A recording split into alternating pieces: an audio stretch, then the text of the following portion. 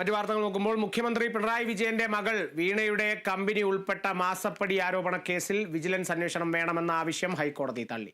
മുഖ്യമന്ത്രിയുടെ മകളുടെ സ്ഥാപനമായ എക്സാലോജിക്കും കൊച്ചിയിലെ കരിമണൽ കമ്പനിയായ CMRലും തമ്മിൽ നടത്തിയ സാമ്പത്തിക ഇടപാട് വിജിലൻസ് അന്വേഷിക്കണമെന്നായിരുന്നു ആവശ്യം.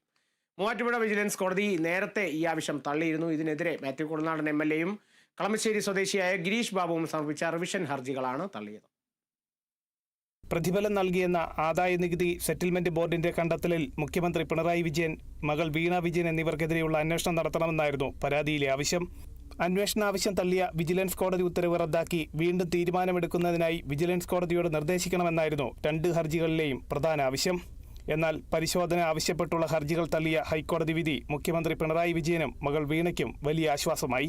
വീണയ്ക്കും ഇവരുടെ ഉടമസ്ഥതയിലുള്ള എക്സാലോജിക് കമ്പനിക്കും ഇല്ലാത്ത സോഫ്റ്റ്വെയർ സേവനത്തിന്റെ പേരിൽ 1,72,00,000 രൂപ നൽകിയെന്നായിരുന്നു ആദായനികുതി സെറ്റിൽമെന്റ് ബോർഡിന്റെ കണ്ടെത്തൽ. മുഖ്യമന്ത്രിയുടെ മകളെന്ന സ്ഥാനം ഉപയോഗിച്ചാണ് എക്സാലോജിക് കമ്പനി CMRൽ നിന്ന് മാസപ്പടി വാങ്ങിയതെന്നായിരുന്നു പ്രധാന ആരോപണം. ഇല്ലാത്ത സേവനത്തിനാണ് CMRൽ എക്സാലോജിക്കിനുൾപ്പെടെ പ്രതിഫലം നൽകിയതെന്നായിരുന്നു കേസിലെ പ്രധാന വാദം. ആദായനികുതി ഇന്ററിം സെറ്റിൽമെന്റ് ബോർഡിന്റെ റിപ്പോർട്ടിന്റെ അടിസ്ഥാനത്തിലായിരുന്നു കുഴൽനാടൻ അന്വേഷണം ആവശ്യപ്പെട്ടത്.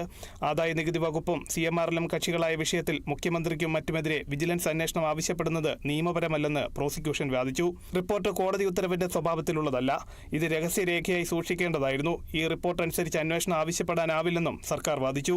നികുതി വിഷയത്തിൽ കക്ഷിയല്ലാത്ത വീണ വിജയനെ രാഷ്ട്രീയ വിരോധം മൂലം കേസിലേക്ക് വലിച്ചിഴച്ചതാണെന്നായിരുന്നു വീണയുടെ അഭിഭാഷകന്റെ വാദം. അതേസമയം CMRൽ മാസപ്പടി കേസിൽ SFIയുടെ അന്വേഷണത്തിന് ശേഷം 185 കോടി രൂപയുടെ അഴിമതി നടന്നിട്ടുണ്ടെന്ന് കേന്ദ്ര സർക്കാർ ജനുവരിയിൽ ഡൽഹി കോടതിയിൽ റിപ്പോർട്ട് സമർപ്പിച്ചിരുന്നു. Kerala vision news, Kochi.